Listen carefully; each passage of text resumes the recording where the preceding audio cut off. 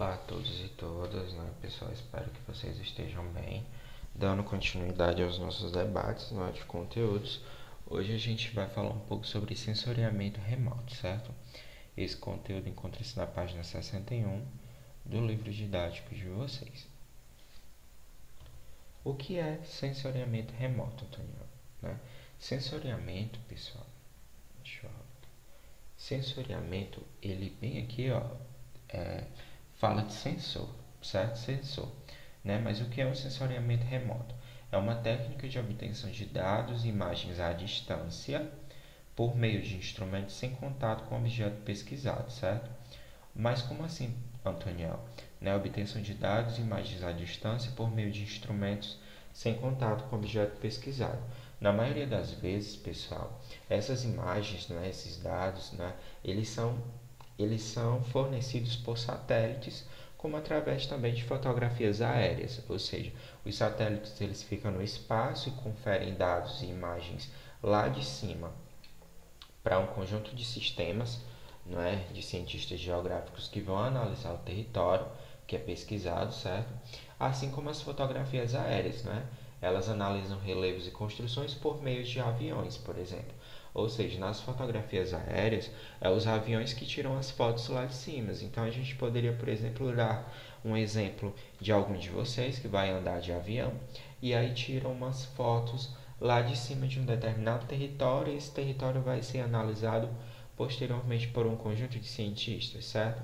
Então, o sensoriamento remoto, pessoal, é a técnica de obtenção de dados e de imagens à distância, certo? Por meio de instrumentos sem contato com o objeto pesquisado. Esses instrumentos podem ser câmeras específicas, tem os satélites, que pegam dados e imagens lá do espaço.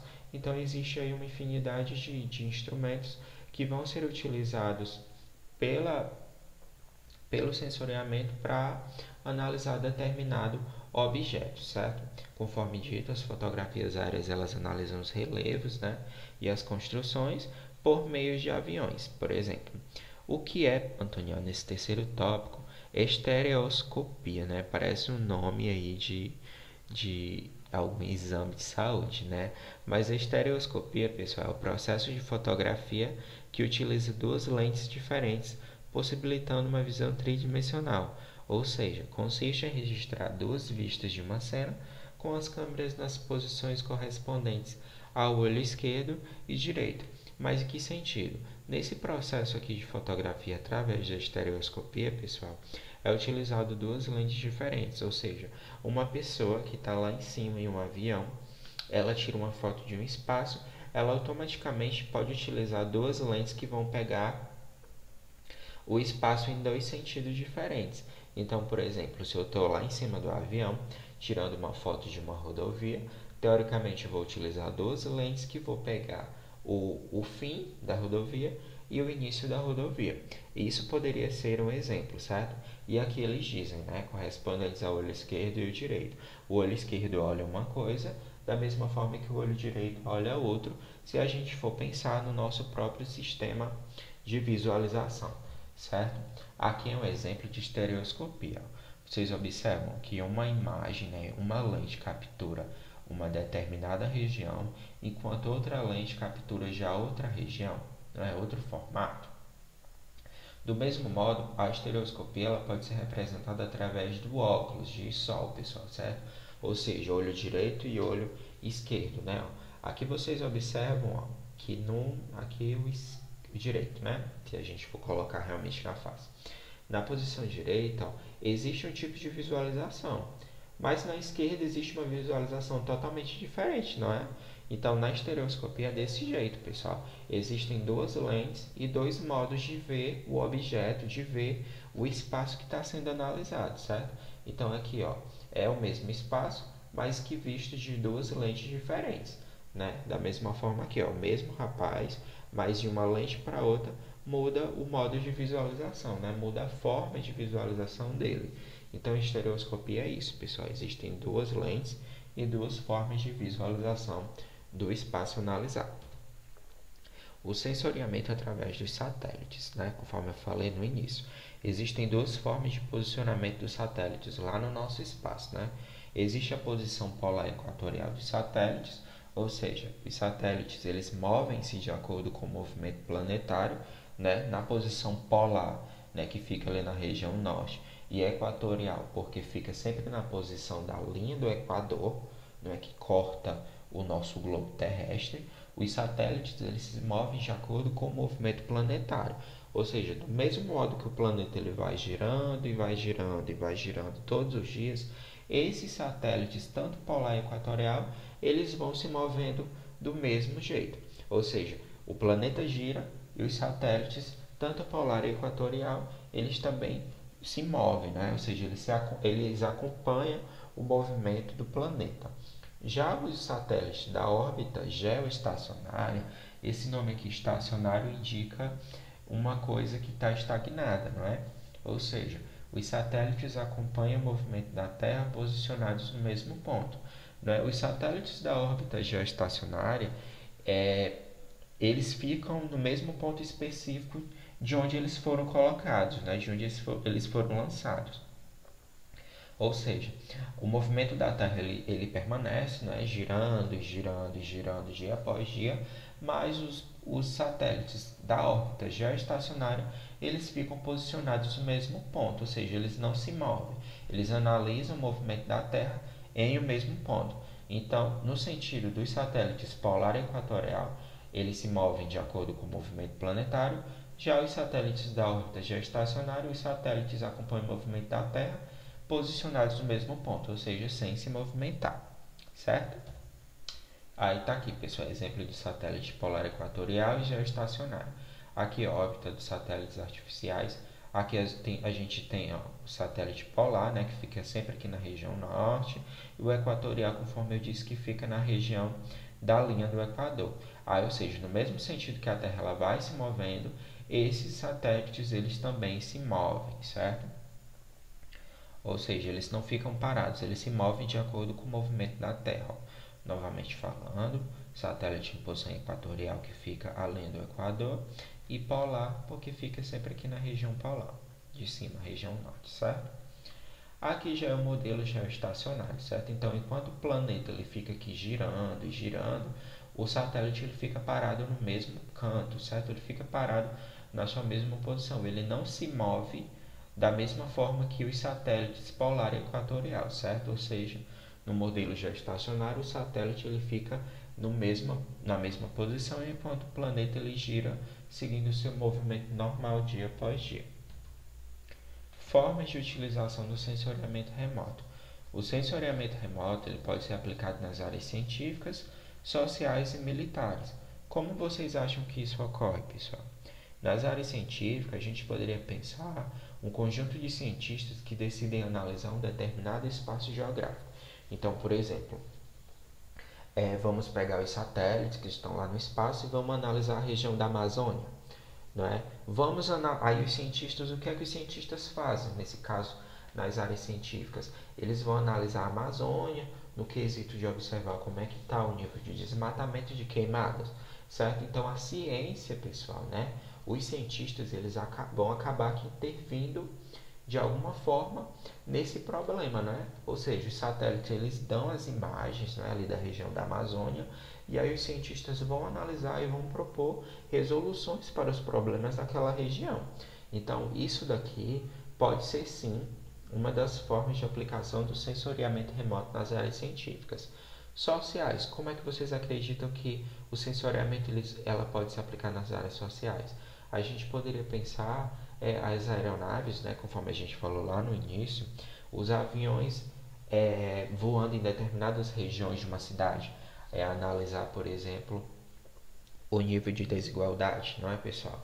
Então vamos observar que em uma cidade existe um determinado bairro que é muito bem desenvolvido economicamente, né, bem desenvolvido, enquanto outra região existe uma população realmente muito pobre, muito carente e não tão desenvolvida.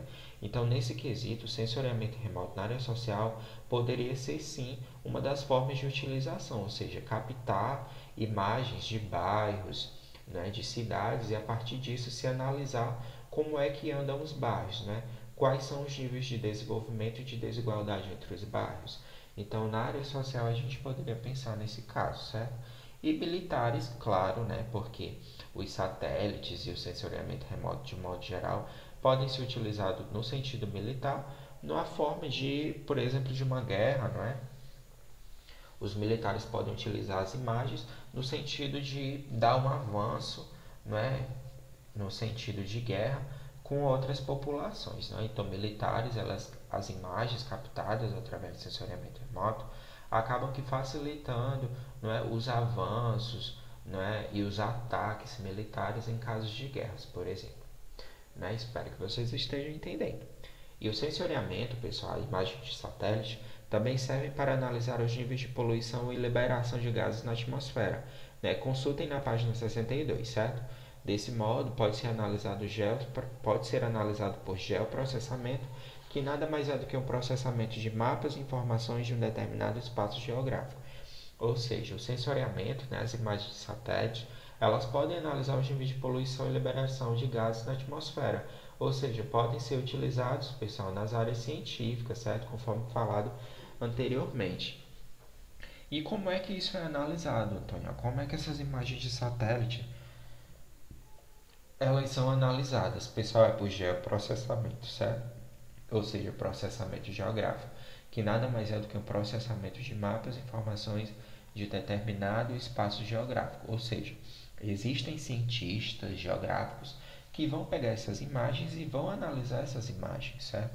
Então, conforme eles analisam essas imagens, né, e todas essas informações de determinado espaço geográfico, isso é chamado de geoprocessamento, certo? Porque eles processam a geografia de determinado espaço, certo? Então, para exemplificar, pessoal, né, as imagens de satélite elas são fornecidas para alguns cientistas. Esses cientistas vão analisar essas imagens, né, e a partir daí vão dar suas posições e a partir disso, né, de dadas as suas posições, resoluções de possíveis problemas, né? Então isso eles utilizam geoprocessamento, pessoal. Na maioria das vezes eles utilizam programas de computador para processar as imagens, certo? Isso é uma forma de geoprocessamento. Para pensar o geoprocessamento, ó, para exemplificar, se um satélite capta dados de uma determinada região do território de um país, o geoprocessamento serve para analisar os dados e as informações que os satélites fornecem. Ou seja, tem um satélite que vai analisar toda a região geográfica, não é? E o geoprocessamento ele já vai servir para analisar os dados e as informações que os satélites fornecem. Ou seja, existe um conjunto de programas aí para facilitar a utilização dos cientistas geográficos, né, para analisar os dados e as informações que os satélites fornecem. Porque, por exemplo, se eu forneço para vocês uma informação, como é que vocês vão processar uma determinada informação de um espaço geográfico? Claro que de cabeça não vão conseguir, né? Vão precisar de tecnologia para isso. E o geoprocessamento, pessoal, é isso, né? O uso da tecnologia para analisar os dados e as informações que os satélites fornecem. Utilização do GPS. O GPS deve ser compreendido como um sistema de localização. De fato, muitas pessoas utilizam seus automóveis, não é? Vocês sabem que o GPS ele é muito utilizado nos automóveis, ou seja, vocês vão sair de um lugar a outro e não sabem o caminho, utilizam o GPS como um sistema de localização, ou seja, eles vão te dar a localização, vão te dar todo o caminho que você deve percorrer para chegar em determinado ponto. Então, por exemplo, se você sair da cidade de Acará, quer ir para Fortaleza, mas não sabe o caminho, então liga o GPS do seu celular ou do GPS do próprio carro através de aparelho e aí ele vai te dar todo o caminho que tu tem que percorrer, certo?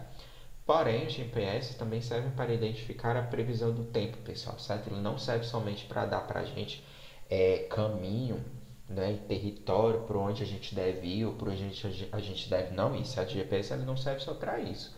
O GPS ele serve também para identificar a previsão do tempo e a formação de tempestades, tendo em vista que possuem conexões com satélites no espaço.